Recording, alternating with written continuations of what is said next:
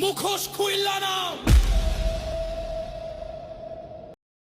পাল্লাইতাছে।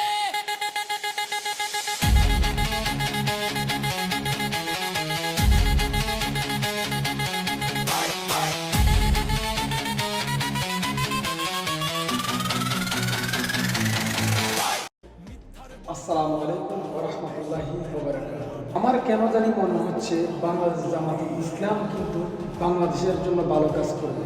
তারা দুর্নীতি করতে পারে না, যেহেতু তাদের স্লোগানে নারই তাকবীরের স্লোগান আছে, মানে আল্লাহর নামটি আছে।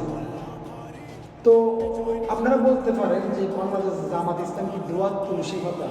আমি কিন্তু তা বলবো না।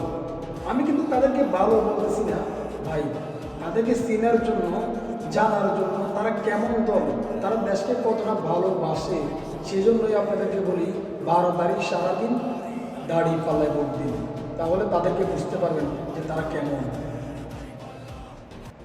আশা করি বাংলাদেশ জামাত ইসলামের দ্বারা দেশ গঠন করা সম্ভব। অতএব আসুন সবাই ঐক্য হয়ে জামাতকে নির্বাচিত করি।